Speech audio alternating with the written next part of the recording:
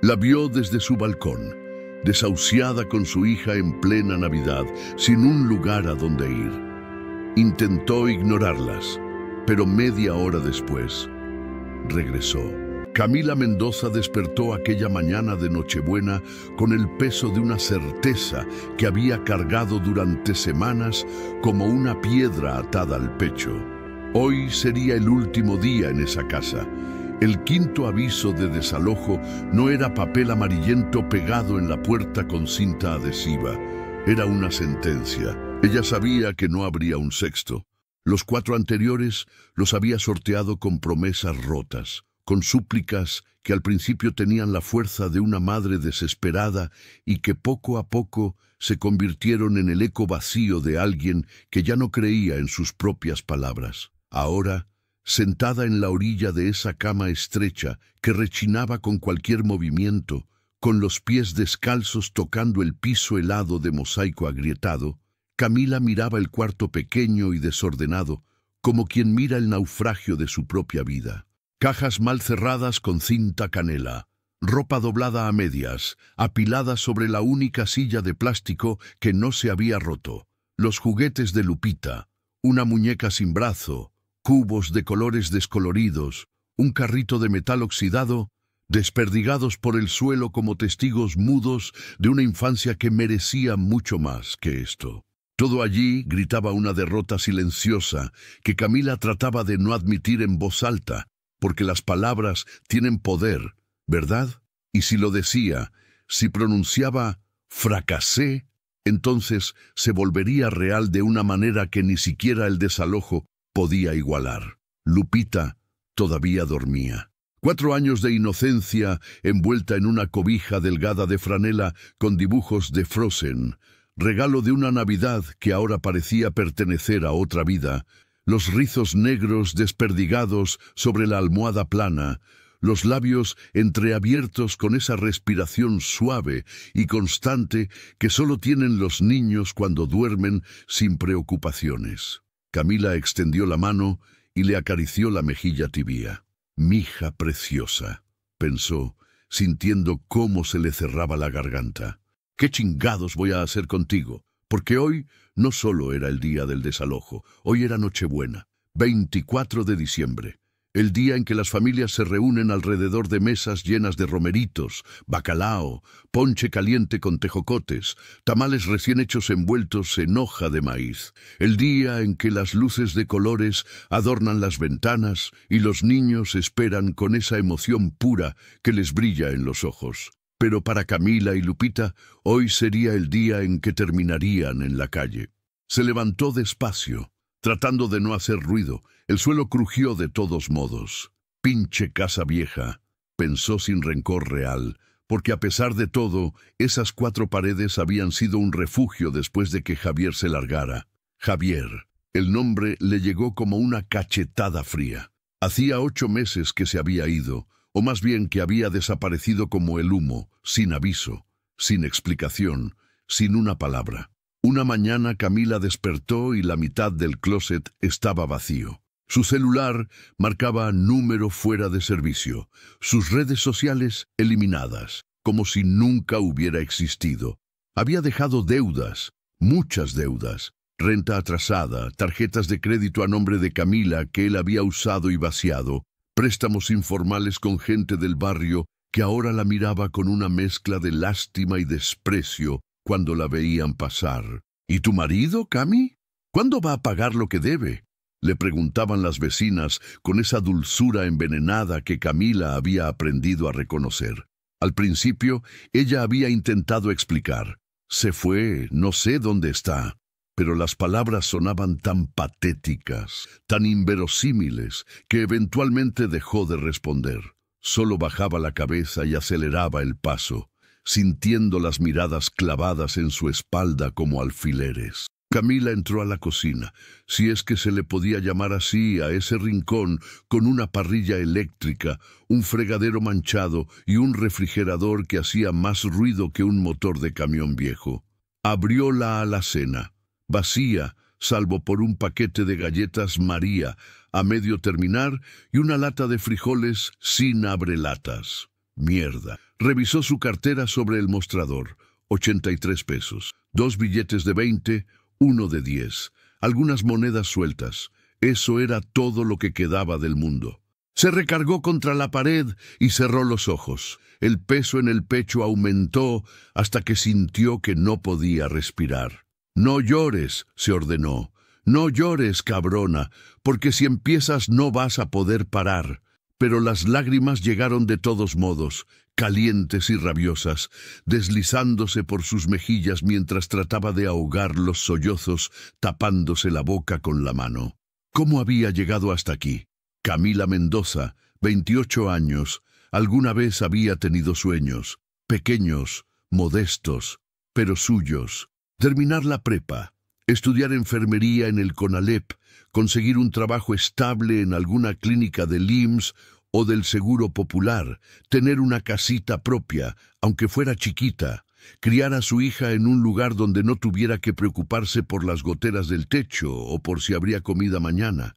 Nada extravagante, solo estabilidad, paz, un futuro predecible donde las sorpresas fueran cumpleaños y paseos al parque, no desahucios y deudas. Pero Javier había llegado con esa sonrisa de medio lado, esos ojos que te hacían sentir especial, esas promesas de «vamos a salir adelante juntos, mi reina».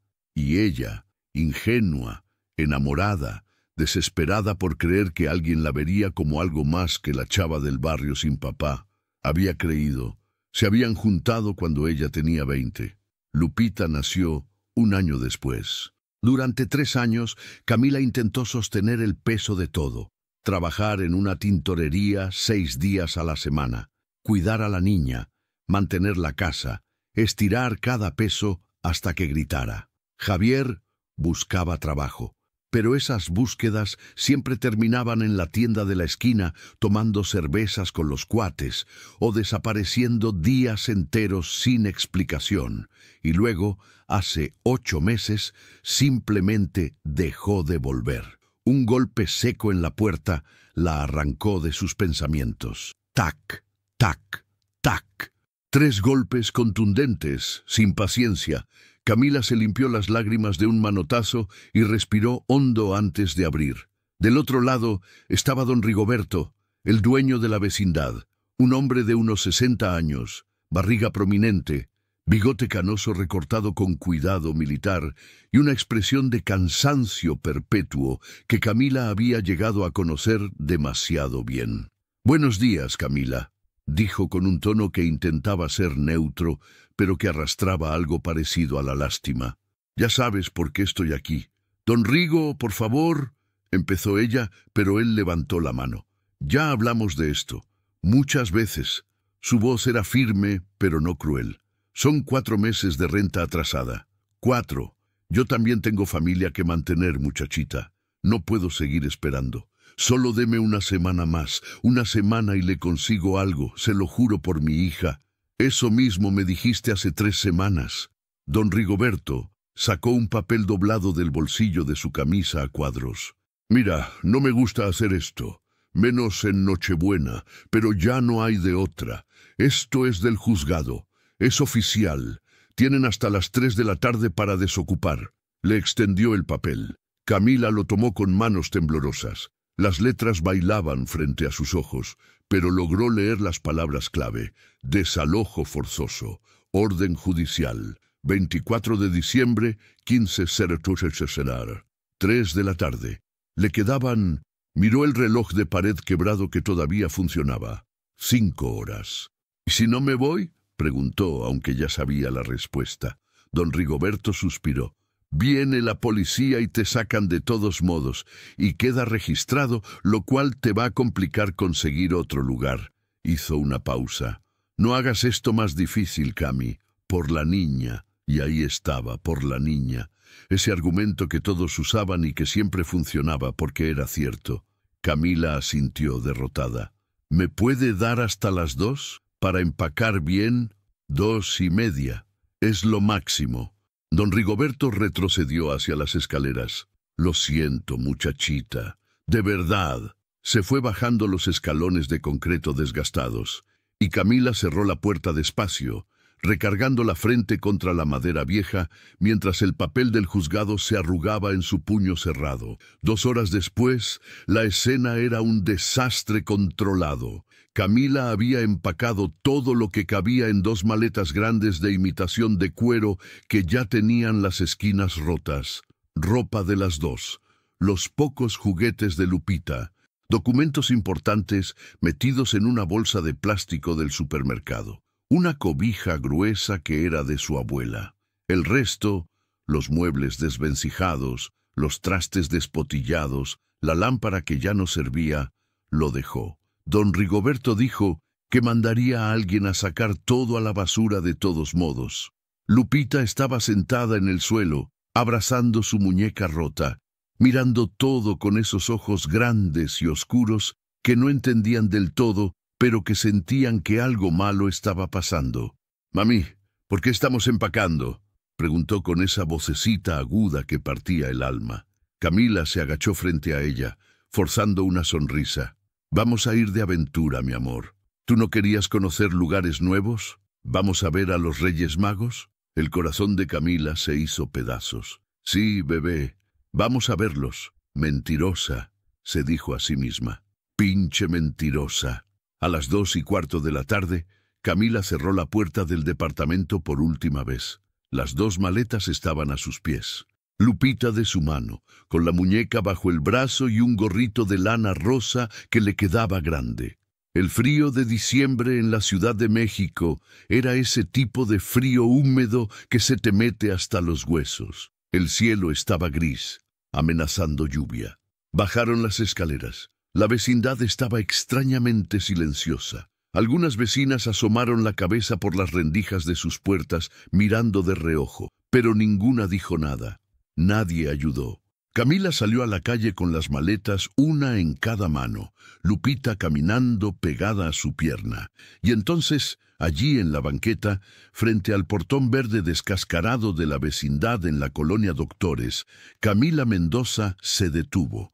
No tenía a dónde ir, no tenía familia. Su madre había muerto cuando ella tenía 15, nunca conoció a su padre. No tenía amigos cercanos, porque los últimos años de su vida habían sido una espiral de vergüenza y aislamiento.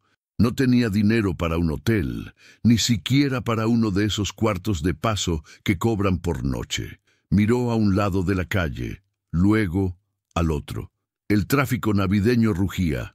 Camiones, taxis, motos, vendedores ambulantes empujando carritos llenos de juguetes de plástico y luces de Navidad. Lupita tiró de su chamarra. «Mami, ¿a dónde vamos?». Camila abrió la boca para responder, pero no salió ninguna palabra.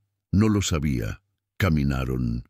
No porque tuvieran un destino, sino porque quedarse parada en esa banqueta con 2 maletas y una niña era admitir ante todo el barrio que no tenía absolutamente nada. Y Camila todavía tenía orgullo suficiente, o quizá simple supervivencia instintiva, para moverse. Arrastraba las maletas por la banqueta irregular, esquivando vendedores ambulantes, perros callejeros, baches llenos de agua sucia. Lupita iba a su lado, callada ahora, con esa intuición que tienen los niños de que hay momentos en que no se debe hablar. Caminaron por Niños Héroes. Luego doblaron hacia el eje central. El ruido de la ciudad era ensordecedor. Claxones, música navideña a todo volumen saliendo de las tiendas, pregones de vendedores. «Lleve sus luces, güerita, 3 por 50. El chirrido de frenos de camiones. Pero para Camila, todo sonaba lejano, como si estuviera bajo el agua. Después de media hora de caminar sin rumbo, las maletas pesaban como si tuvieran piedras adentro. El brazo derecho le ardía. Lupita se había quejado 2 veces de que le dolían los pies. «Ya casi llegamos, mi amor», mintió Camila.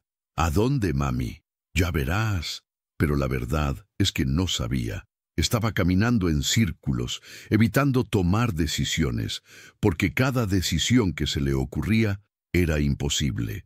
Un albergue, los pocos que conocía estaban en La Merced o en Iztapalapa, kilómetros de distancia, y probablemente llenos en Nochebuena. La casa de algún conocido. No había nadie, nadie que no la juzgara, nadie que no le recordara que esto era su culpa por haberse juntado con Javier. Dormir en la calle, con una niña de 4 años, en diciembre, en una de las ciudades más peligrosas del continente. El pánico empezó a trepar por su garganta como una enredadera de espinas. Cuando doblaron por una calle más tranquila en la colonia Roma Norte, sin saber bien cómo habían llegado hasta allá, Camila se detuvo frente a un edificio bonito. No una vecindad como la suya, sino uno de esos edificios modernos de departamentos con fachada de vidrio y acero, con un vigilante en la entrada y plantas en macetas grandes afuera. Se sentó en la banquera al otro lado de la calle, frente al edificio, dejando caer las maletas a sus pies. Lupita se sentó junto a ella, recargando la cabeza en su hombro. «Mami, tengo hambre». Camila revisó su cartera. 83 pesos. Vio una tiendita Oxxo en la esquina. «Espérame aquí un momento, ¿sí? No te muevas». Cruzó la calle y entró al Oxxo. El aire acondicionado le golpeó la cara. Compró un sándwich de jamón y queso en oferta, 25 pesos, una botella de agua, 12 pesos, y un jugo de cajita para Lupita, 8 pesos. Le quedaron 38 pesos. Regresó, se sentó junto a su hija y dividió el sándwich en 2. «Toma, mi vida, come despacio». Lupita devoró su mitad en 3 mordidas. Camila comió la suya sin saborearla, solo porque sabía que necesitaba energía, y así se quedaron, sentadas en esa banqueta frente a ese edificio, viendo pasar la tarde de Nochebuena. Arriba, en el 10º piso de ese mismo edificio, Roberto Ibarra Santibáñez estaba de pie en el balcón de su penthouse, con una copa de whisky escocés en la mano. Macallan, 18 años, porque Roberto no bebía cualquier cosa, y los ojos perdidos en el horizonte urbano de la ciudad. A sus 42 años, Roberto era el tipo de hombre que la gente describía con palabras como exitoso, implacable, visionario. CEO de Ibarra Capital, una firma de inversiones que manejaba portafolios de cientos de millones de pesos, propiedades en Polanco, Lomas, Miami, un Porsche en el estacionamiento, trajes italianos hechos a medida, relojes que costaban más que un auto. Desde afuera, su vida era perfecta. Desde adentro, era una construcción vacía sostenida por rutinas y ambición muscular. Roberto había crecido pobre, no pobre como se quejan los ricos de que les faltaban cosas. Pobre de verdad. Pobre de Nezahualcóyotl, en los años 90, donde las calles eran de tierra, el agua llegaba cada tercer día, y tu única opción para salir era estudiar como cabrón o terminar vendiendo en el tianguis.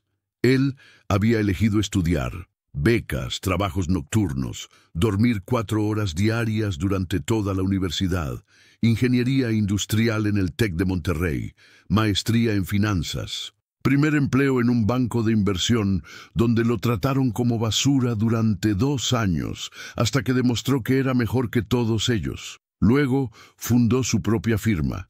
15 años construyendo un imperio, pero en algún punto del camino había dejado de sentir. Las victorias ya no sabían a nada. El dinero era solo números en una pantalla. Las mujeres...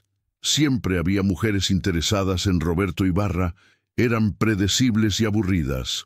Su último matrimonio había terminado hace 3 años, sin hijos. Beatriz se había llevado la mitad de todo en el divorcio y ahora vivía en Barcelona con un arquitecto español. Roberto firmó los papeles sin leer, solo queriendo que terminara. Desde entonces vivía solo, trabajaba 14 horas al día. Comía en restaurantes caros sin saborear la comida, dormía poco y mal, y bebía whisky en su balcón cada noche, mirando la ciudad como si buscara algo que no sabía qué era. Esta Nochebuena, su asistente Fernanda le había mandado 3 invitaciones. Una cena en casa de los Garza, familia política y aburrida. Una fiesta en un club privado de San Ángel, con gente que solo quería hacerle negocios. Y un evento de caridad, en el Museo Jumex, donde todos tomaban fotos para Instagram, fingiendo que les importaban los pobres. Roberto había declinado las 3.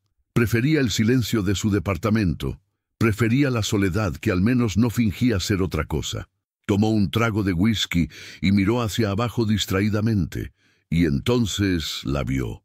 Al principio fue solo una mancha de movimiento en su visión periférica, una mujer sentada en la banqueta del otro lado de la calle, 2 maletas, una niña pequeña a su lado. Roberto frunció el ceño. Qué raro, pensó, esperando un Uber, un taxi, pero pasaron 5 minutos, 10, y seguían allí. La mujer no miraba su celular. No hacía llamadas, solo estaba sentada con la mirada perdida mientras la niña jugaba con una muñeca rota. 15 minutos. Roberto entró al departamento, dejó la copa en la barra de la cocina, revisó algunos correos en su laptop. Asuntos pendientes que podían esperar hasta el lunes. Facturas, reportes, pero algo lo incomodaba, como una espina clavada en un lugar al que no podía llegar con los dedos. Regresó al balcón. Todavía estaban allí.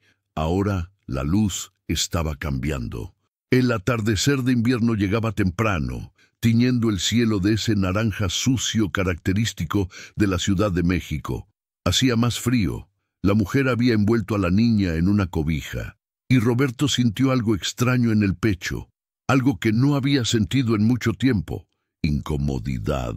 No la incomodidad superficial de estar en una junta aburrida o de que tu traje no te quede perfecto, sino esa incomodidad profunda existencial de ver algo que te obliga a enfrentar una verdad que preferirías ignorar. No es mi problema, se dijo. La ciudad está llena de gente sin hogar. No puedes salvar a todos. Verdades racionales, lógicas. Las mismas verdades que había usado durante años para justificar la desigualdad que lo rodeaba. Entró de nuevo al departamento, puso música, jazz instrumental, algo sin letra que no le pidiera pensar. Abrió su laptop. Intentó concentrarse en un reporte financiero sobre inversiones en bonos del sector energético, pero las palabras se desdibujaban. Su mente regresaba una y otra vez a esa imagen. La mujer, la niña, las maletas, la banqueta. Media hora después, Roberto cerró la laptop de golpe, se puso una chamarra de lana cara y salió del departamento. Bajó en el elevador con los puños apretados, sintiendo algo parecido a enojo. ¿Por qué estoy haciendo esto?, se preguntó. ¿Por qué me importa? No tenía respuesta. Salió del edificio, saludó con un gesto seco a Esteban, el vigilante, y cruzó la calle. Cuando llegó frente a ellas, se detuvo a 1 metro de distancia. Camila levantó la vista, sobresaltada. Por un segundo, sus ojos se encontraron, y Roberto vio algo en esos ojos que lo golpeó como un puñetazo. Derrota total. No tristeza, no desesperación dramática, solo nada. El vacío de alguien que ya no tiene fuerzas para sentir. «Buenas tardes», dijo Roberto con torpeza porque no sabía cómo empezar esta conversación. Camila no respondió, solo lo miró con desconfianza, instintivamente jalando a Lupita más cerca de ella. Roberto carraspeó. «Vivo en ese edificio», señaló hacia atrás. «Las he visto aquí sentadas desde hace rato y...» Se calló. «¿Y qué? ¿Qué iba a decir? ¿Me dio lástima? ¿Me siento culpable?» Camila seguía sin hablar, pero su lenguaje corporal era claro. «Déjanos en paz». Roberto intentó de nuevo. «¿Están esperando a alguien?» Silencio. «¿Necesitan ayuda?» Camila finalmente habló, y su voz era áspera, rota. «No necesitamos nada. Gracias». «Mentira», pensó Roberto. Una mentira tan obvia que duele escucharla. Miró a la niña. Lupita lo observaba con esos ojos enormes, abrazando su muñeca, con las mejillas rojas por el frío. Y algo dentro de Roberto, algo que había estado dormido durante años, cubierto de cinismo y ambición y soledad, se rompió. «Mire», dijo, con una firmeza nueva en la voz. «No sé cuál es su situación, y no voy a fingir que entiendo. Pero está haciendo frío, es Nochebuena, y ustedes no pueden quedarse aquí toda la noche. No es su problema. respondió Camila, pero había lágrimas formándose en sus ojos. Tiene razón, no lo es.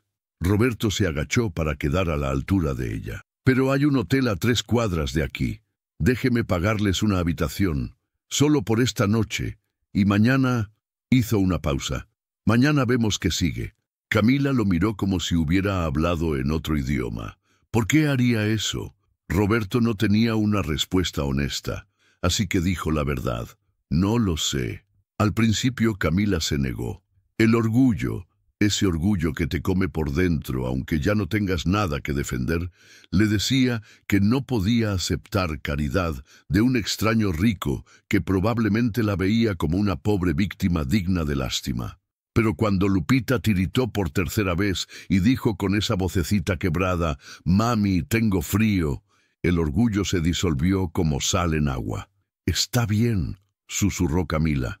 Una noche, Roberto cargó las 2 maletas, sorprendentemente ligeras, lo que le dijo más sobre la situación de esta mujer que 1000 palabras, y caminó con ellas 3 cuadras hasta el Hotel Condesa DF, un lugar boutique de 4 estrellas donde él había alojado clientes internacionales antes. En la recepción, el empleado, un chavo joven con uniforme impecable y sonrisa profesional, miró a Camila y Lupita con una fracción de segundo de duda antes de que Roberto pusiera su tarjeta Black Amex sobre el mostrador. Una habitación, la mejor que tengan disponible, por una semana. ¿Una semana? Camila lo miró incrédula. «Una semana», confirmó Roberto sin mirarla. El empleado procesó la reservación. Roberto firmó la cuenta sin ver el monto. Les dieron la habitación 408, 4º piso, vista a la calle arbolada, cama king size, baño de mármol, minibar, TV de pantalla plana. Cuando entraron, Lupita soltó un gritito de sorpresa. «¡Mami! ¡Mira!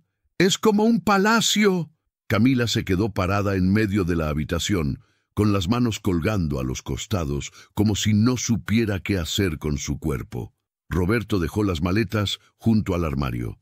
«Hay servicio a cuartos», dijo señalando el menú sobre el buró. «Pidan lo que quieran. Está todo pagado». Camila finalmente lo miró. Las lágrimas ya no se podían contener. «¿Por qué está haciendo esto?». Roberto guardó silencio un momento largo. Luego dijo, «Porque alguien lo hizo por mí una vez, hace mucho tiempo. Era mentira. Nadie había hecho nada por Roberto cuando él lo necesitó. Había tenido que construir todo desde cero, con las uñas, sin ayuda. Pero en ese momento deseó que fuera verdad. Deseó vivir en un mundo donde la gente se ayudara sin razón. Y decir esas palabras en voz alta era el primer paso para creerlo». Roberto se fue de la habitación, pero no del hotel. Se sentó en el bar del lobby, pidió otro whisky y se quedó allí, mirando a la nada, preguntándose qué carajos acababa de hacer y por qué no se sentía estúpido. Se sentía algo diferente, algo que no podía nombrar todavía. Arriba, en la habitación 408, Camila se derrumbó. Se sentó en la orilla de la cama enorme, tan suave, tan limpia, tan lejana del colchón viejo y hundido donde había dormido durante años, y lloró. Lloró por todo lo que había perdido, por la vergüenza, por el miedo, por la soledad absoluta de no tener a nadie en el mundo. Pero también lloró de alivio, porque por primera vez en 8 meses estaba en un lugar cálido, porque su hija estaba a salvo, porque un desconocido había visto su dolor y no había mirado hacia otro lado. Lupita se acercó y le abrazó el cuello. «Ya no llores, mami. Mira, aquí hay chocolates». Y Camila rió entre lágrimas, besándole la frente a su hija, sintiéndose humana de nuevo. 3 días después, Roberto regresó al hotel. No había planeado hacerlo. De hecho, después de esa Nochebuena, intentó regresar a su rutina. Trabajo, juntas, revisión de portafolios, cenas solitarias. Pero no podía dejar de pensar en ellas. ¿Qué haría Camila después de la semana? Una habitación de hotel no resolvía el problema, solo lo posponía. Así que una tarde, después de una junta particularmente vacía, donde habló durante 2 horas sobre márgenes de ganancia y optimización fiscal sin sentir absolutamente nada, Roberto tomó su coche y manejó hasta el Hotel Condesa DF. Subió al 4º piso. Tocó la puerta de la 408. Camila abrió. Había descansado, se notaba. Los ojos ya no tenían esa oscuridad profunda del agotamiento extremo. Llevaba el cabello recogido en una cola de caballo simple. «Ah», dijo sorprendida. «Señor Ibarra». «Roberto», corrigió él. «Solo Roberto». Hubo un silencio incómodo. «¿Puedo hablar con usted un momento?» Camila asintió y salió al pasillo, cerrando la puerta a medias para que Lupita no escuchara. «Mire», empezó Roberto, «sé que la semana termina en 4 días, y sé que probablemente no tiene un plan después de eso». Camila bajó la mirada, avergonzada. «Voy a buscar trabajo. Hay albergues donde podemos...» «Tengo una propuesta», la interrumpió Roberto. «Y quiero que la escuche antes de decir que no». Camila lo miró con recelo. «Mi departamento es grande, muy grande, 3 recámaras, y yo solo uso una. Hay una habitación de servicio que está vacía desde que mi anterior empleada doméstica renunció hace 6 meses. Tiene baño propio, closet, ventana. Es pequeña pero cómoda». Hizo una pausa. «Necesito a alguien que mantenga el departamento. Limpieza, organización, preparar comidas básicas. No soy un desastre, pero trabajo mucho y la verdad es que vivo entre el caos». Sacó una tarjeta de presentación de su cartera. «Le pagaría 12,000 pesos al mes, más hospedaje y comida incluidos, para usted y su hija». Camila parpadeó procesando. «¿Me está ofreciendo trabajo?» «Sí». «¿Por qué?» «Porque necesito ayuda, y usted necesita un lugar donde quedarse». Roberto mantuvo un tono profesional, casi frío. «No es caridad, es un trabajo, con horario, responsabilidades y pago justo». Camila se quedó callada durante 1 minuto completo. 1000 pensamientos cruzaron por su mente. ¿Es trampa? ¿Es real? ¿Qué va a querer a cambio? Pero luego pensó en Lupita, en los 38 pesos que le quedaban, en las calles frías de diciembre, en la absoluta ausencia de alternativas. «¿Cuándo empiezo?», preguntó. 2 días después, Camila y Lupita se mudaron al penthouse de Roberto Ibarra. La habitación de servicio era, efectivamente, pequeña, pero tenía una cama limpia, un baño con agua caliente y una ventana que daba al sur de la ciudad. Para Camila, que había vivido en un cuarto con goteras y moho, era un palacio. Las primeras semanas fueron extrañas. Roberto salía temprano, 6 de la mañana, y regresaba tarde, 9, 10 de la noche. Hablaban poco. Él dejaba instrucciones escritas en la cocina. Por favor, limpiar el estudio, cambiar sábanas, preparar café para las 6 a.m. Camila cumplía con todo meticulosamente, casi con desesperación, aterrada de cometer un error que la hiciera perder este trabajo. Lupita, por su parte, estaba fascinada con el departamento. Exploraba cada rincón como si fuera una aventura. Roberto le había dado permiso de usar la sala mientras él no estuviera, y la niña pasaba horas dibujando en el piso de mármol con crayones que Camila compró en el Oxxo de la esquina. Pero lentamente algo empezó a cambiar. Empezó con pequeñas cosas. Una mañana, Roberto bajó a desayunar y encontró que Camila había preparado chilaquiles verdes con queso fresco y crema. No se lo había pedido. Ella simplemente lo hizo. «¿Cómo supo que me gustan?», preguntó Roberto, genuinamente sorprendido. «No lo sabía», respondió Camila, «pero es lo que mi abuela preparaba cuando alguien necesitaba sentirse mejor». Roberto probó un bocado. El sabor lo golpeó con una nostalgia brutal. Su madre, muerta hace 10 años, solía preparar algo similar los domingos. «Están perfectos», dijo en voz baja. Otra noche, Roberto llegó del trabajo agotado después de una junta desastrosa donde casi perdió un cliente importante. Entró al departamento esperando el silencio habitual, pero escuchó risas.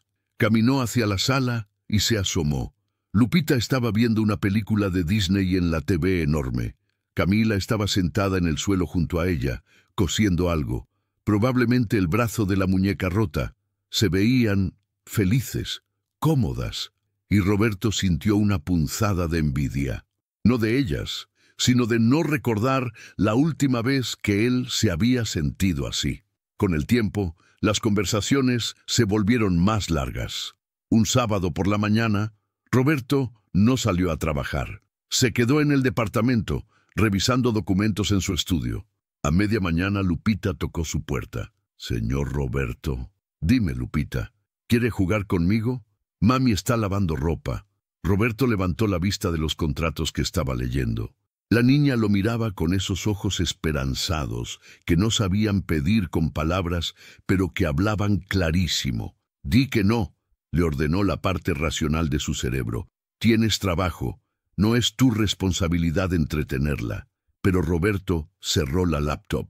«¿A qué quieres jugar?» Jugaron a las cartas, un juego que Lupita inventó sobre la marcha y cuyas reglas no tenían ningún sentido.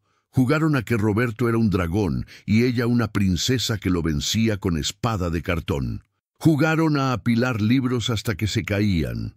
Y Roberto rió de verdad, sin fingir, sin pensar en negocios o dinero o el vacío perpetuo que lo seguía. Desde la puerta de la cocina, Camila los observaba en silencio, con una sonrisa pequeña y triste, pensando en cosas que no se atrevía a decir en voz alta. 6 semanas después del día de Nochebuena, una noche Roberto llegó tarde y encontró a Camila sentada en la sala, con una taza de té en las manos, mirando por el ventanal enorme hacia las luces de la ciudad. «¿No puede dormir?», preguntó él, dejando su portafolio junto a la entrada. Camila se sobresaltó. «Ay, perdón, no quise invadir su espacio. Ya me voy a mi cuarto». «No, está bien, quédese». Roberto se sirvió un whisky y se sentó en el sillón del otro lado. Por un rato ninguno de los dos habló. Finalmente Camila dijo: «Gracias». «¿Por qué?» «Por todo, por el hotel, por este trabajo, por ser amable con Lupita». Hizo una pausa. Nadie había sido amable con nosotras en mucho tiempo. Roberto sintió algo apretarse en su pecho. «¿Qué pasó?», preguntó. «Con el papá de Lupita, digo. Si no le molesta que pregunte». Y Camila, tal vez porque estaba cansada de cargar sola con todo, tal vez porque algo en Roberto le parecía seguro, le contó todo.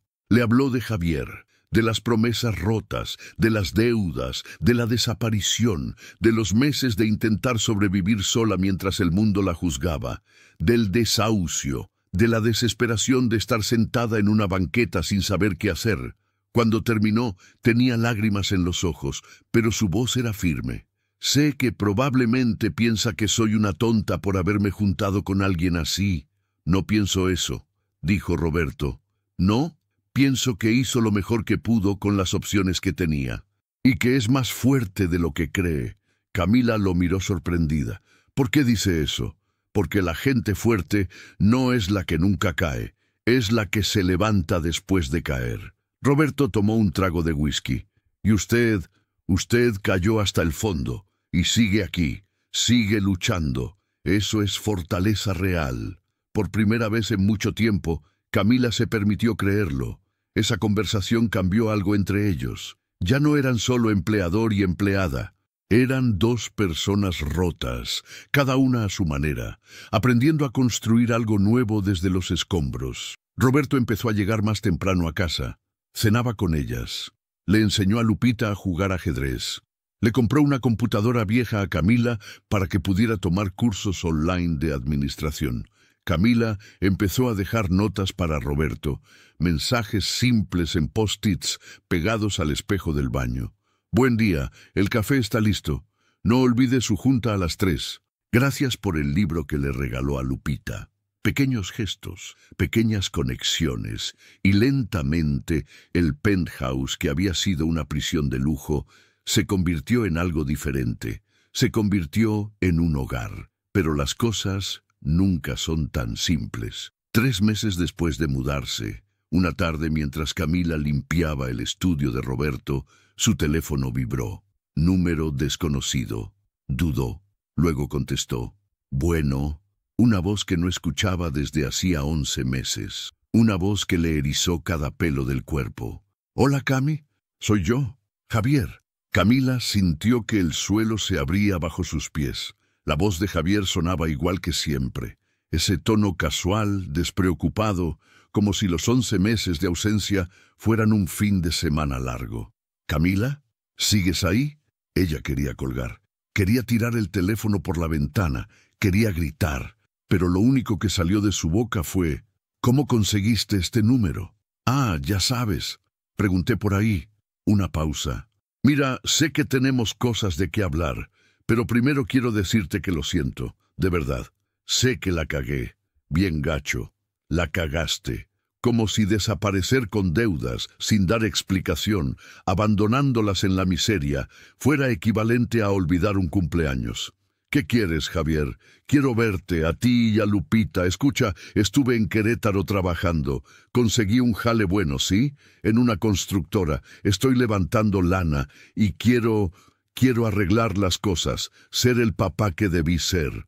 Camila sintió una risa amarga subir por su garganta. «¿Ahora? ¿Después de 11 meses? Sé que suena mal. Pero en serio, Cami, cambié, estoy diferente». Su voz adoptó ese tono de arrepentimiento calculado que ella conocía demasiado bien. «Dame una oportunidad. Por Lupita», ahí estaba, el golpe bajo. «Por Lupita. No sé. Solo una comida. Este sábado. Yo invito. Podemos ir a las alitas. A Lupita le encantan las papas de ahí. ¿Te acuerdas?» Claro que se acordaba. Se acordaba de todo lo bueno, y eso era lo peligroso. «Voy a pensarlo», dijo Camila. Y colgó antes de que él pudiera responder. Se quedó parada en medio del estudio, con el teléfono temblando en su mano, sintiendo cómo el pasado la jalaba de vuelta como arenas movedizas. Esa noche, durante la cena, Roberto notó que algo andaba mal. Camila apenas tocó su comida. Respondía con monosílabos. Tenía los ojos perdidos en algún punto indefinido de la pared. Cuando Lupita se fue a su cuarto a jugar, Roberto preguntó: «¿Pasó algo?» Camila dudó. Luego, como si las palabras pesaran toneladas: «Javier me llamó». Roberto sintió algo tenso y frío instalarse en su pecho. No tenía derecho a sentir lo que estaba sintiendo. Algo parecido a los celos, al miedo de perder algo que técnicamente no era suyo, pero ahí estaba. ¿Qué quería? Vernos, a mí y a Lupita. Dice que cambió, que tiene trabajo, que quiere ser papá. ¿Y usted qué quiere? Esa era la pregunta, ¿no? ¿Qué quería Camila? 3 meses atrás, si Javier hubiera regresado, ella probablemente habría caído de rodillas de puro alivio. Habría aceptado cualquier disculpa, cualquier promesa, pero ahora había probado lo que era levantarse por sí misma, ganar su propio dinero, dormir tranquila sabiendo que nadie iba a desaparecer en la madrugada dejándola con deudas, vivir en un lugar donde su hija reía todos los días. «No lo sé», admitió. «Parte de mí quiere creerle.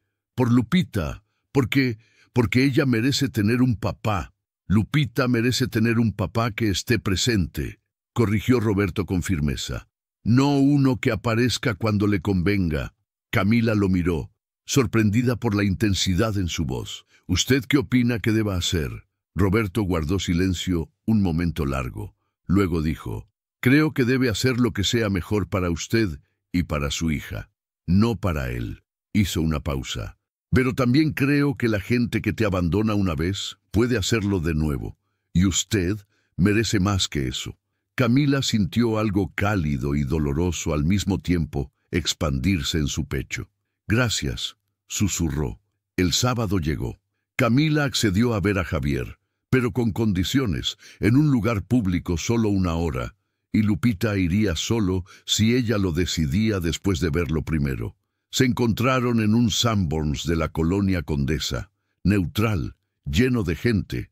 Cuando Camila entró y lo vio sentado en una mesa del fondo, sintió una avalancha de emociones contradictorias. Javier se veía bien, demasiado bien.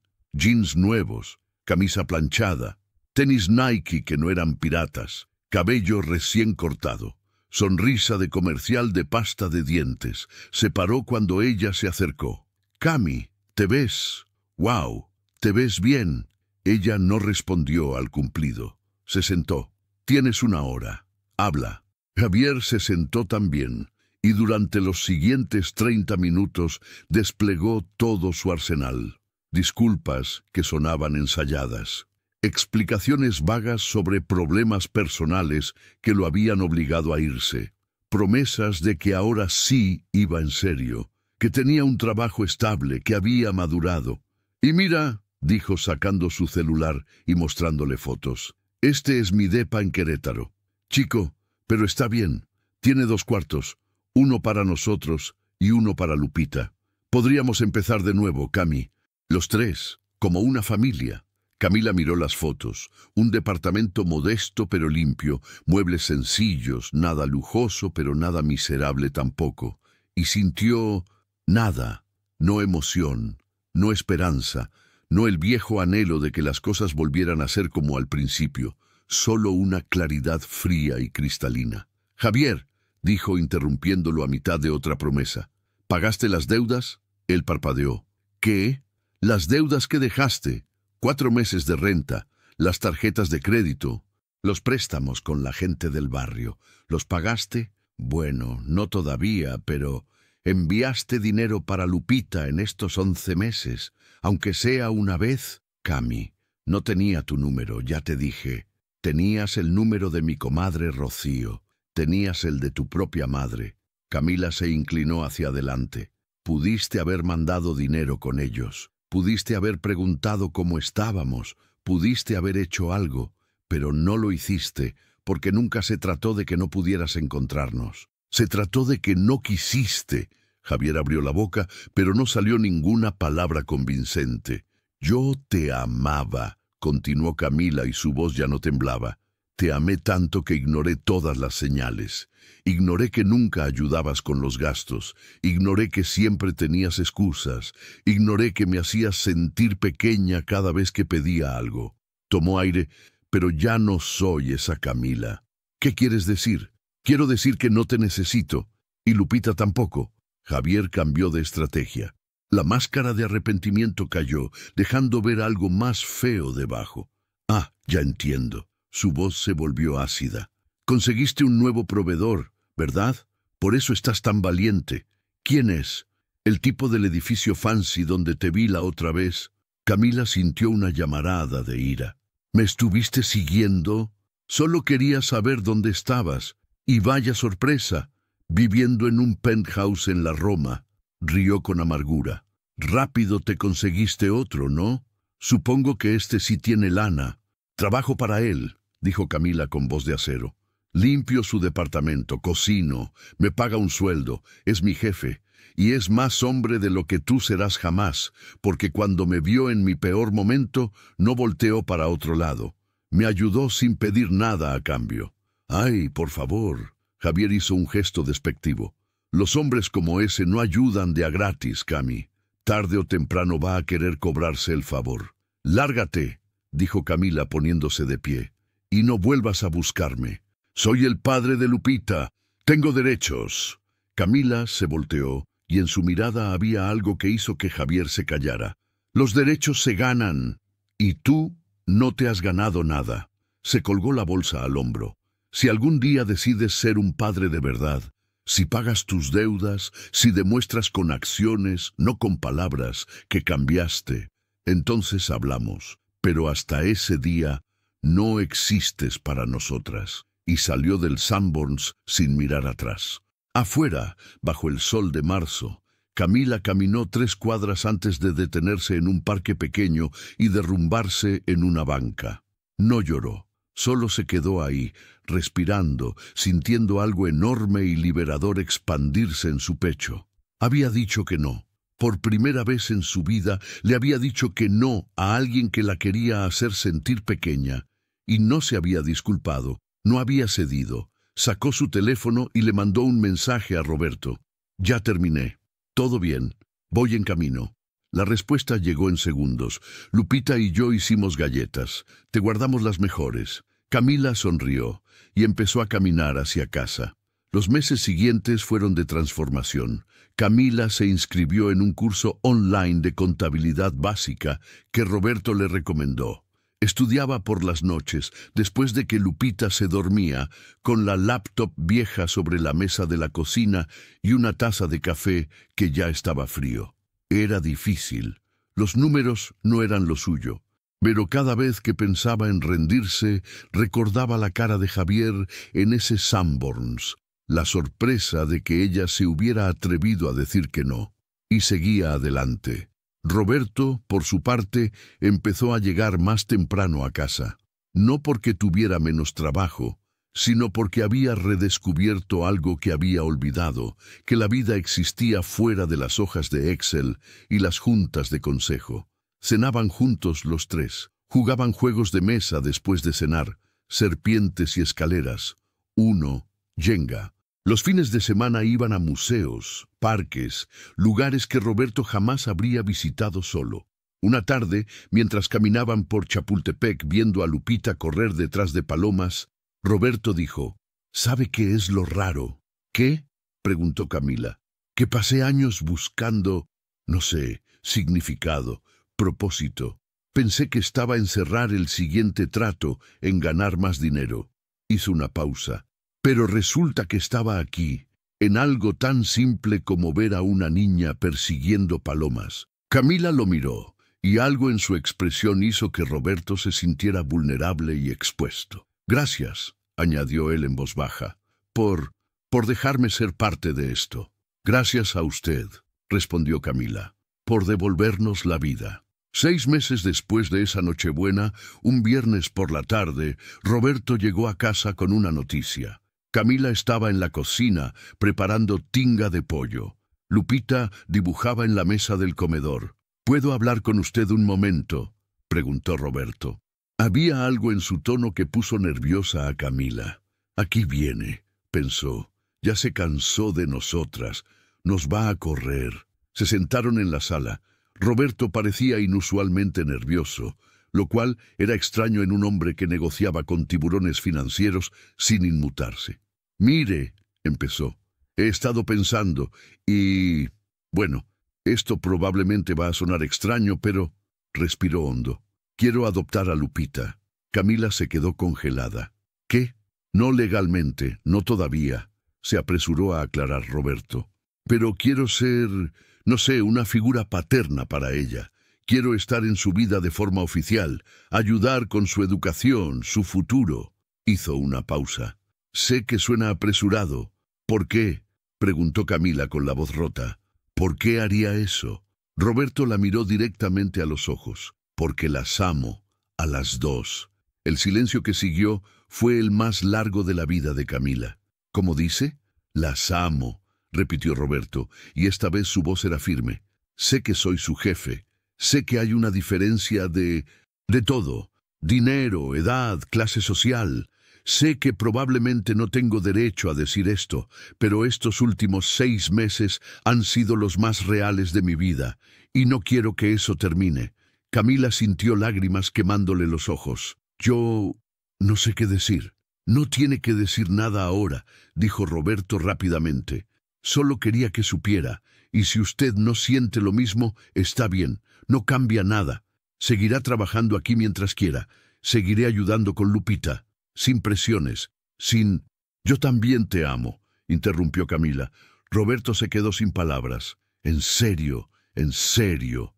Camila se rió entre lágrimas. Llevo meses tratando de no admitirlo porque me parecía, no sé, imposible. Tú eres exitoso, educado, tienes un mundo entero. Y yo soy yo. Eres la mujer más fuerte que conozco, dijo Roberto. Eres inteligente, trabajadora, valiente. Eres una madre increíble y... Su voz se suavizó. Me haces querer ser mejor persona. Camila se levantó del sillón. Roberto se levantó también. Se encontraron a medio camino, y cuando se besaron no fue como en las películas. No hubo música dramática ni cámaras girando. Solo 2 personas rotas, cada una con sus propias cicatrices, encontrando algo parecido a la redención en los brazos del otro. 1 año después, Nochebuena otra vez. Pero esta vez, la escena era completamente diferente. La mesa del comedor del penthouse estaba llena. Tamales oaxaqueños de mole negro que Camila había aprendido a preparar con una receta de YouTube. Bacalao al estilo Veracruz, ponche hirviendo en una olla de barro, buñuelos espolvoreados con azúcar y canela. Roberto había invitado a gente de su oficina. Fernanda, su asistente, con su esposo y sus 2 hijos. Mauricio, su socio, con su novia. Camila había invitado a Rocío, su comadre, la única persona del barrio que nunca la juzgó.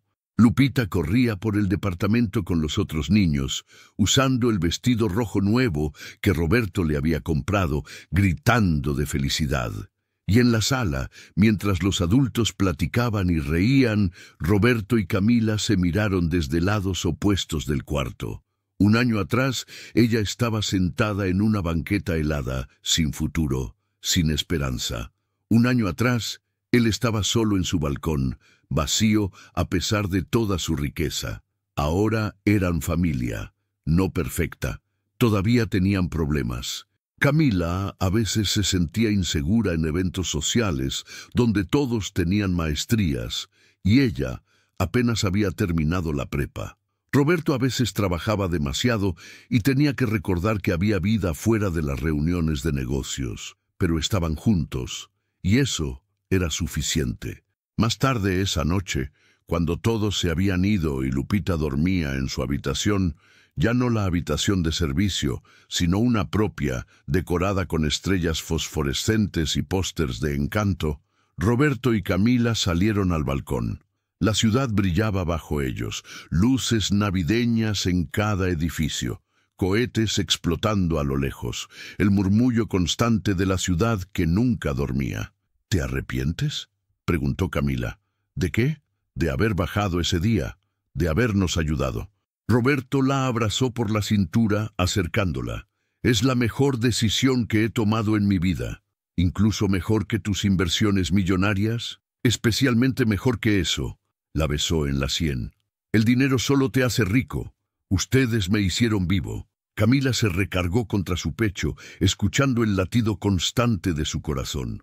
Pensó en todo el camino recorrido, en las noches donde no había comida, en el desahucio, en el pánico de no tener a dónde ir, en la vergüenza de estar sentada en esa banqueta, y luego pensó en todo lo que vino después, en el hotel, en este departamento, en Roberto bajando esas escaleras y decidiendo no mirar hacia otro lado, en aprender a valorarse a sí misma, en recuperar su fuerza.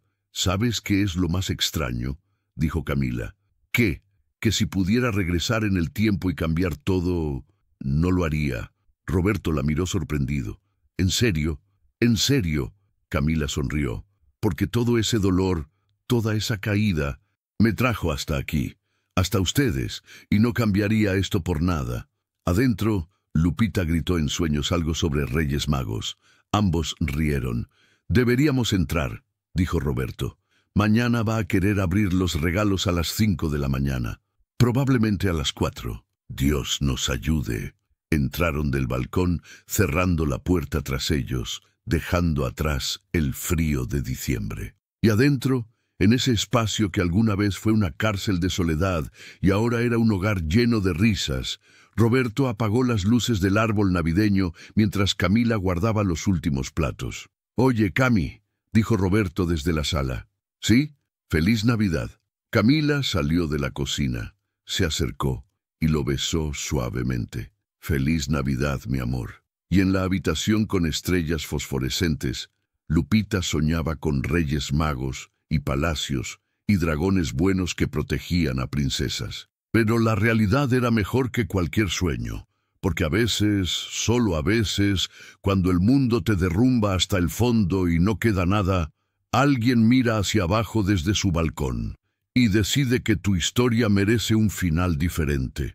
Mira, lo que acabas de ver no es solo una historia de romance, es lo que pasa cuando alguien decide que tu vida no es un accidente, que tu dolor importa, que mereces más que migajas.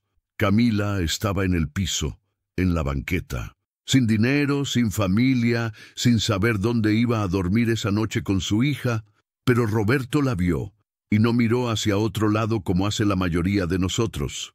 Ese es el punto. En la vida real, la gente como Camila existe todos los días a tu alrededor y nosotros simplemente pasamos de largo. Entonces, la pregunta real es, ¿qué tipo de persona quieres ser? ¿La que mira hacia abajo desde su balcón y sigue tomando whisky o la que baja y hace algo al respecto? Si este tipo de contenido te mueve, si te hace repensar quién eres, entonces, hermano, suscríbete al canal porque aquí siempre estamos cuestionando lo obvio, desafiando lo que damos por sentado y buscando historias que te cambien la forma de ver el mundo. Todas las semanas soltamos material que te va a hacer sentir, que te va a hacer pensar, que te va a hacer mejor. Para que no te pierdas nada de esto, dale a suscribirse ahora, porque créeme, lo que viene es todavía más fuerte. Pero antes que nada, quiero saber, ¿tú qué habrías hecho en el lugar de Roberto? ¿Bajas del balcón o te quedas tomando whisky? Déjamelo en los comentarios, porque tu respuesta dice mucho de quién eres.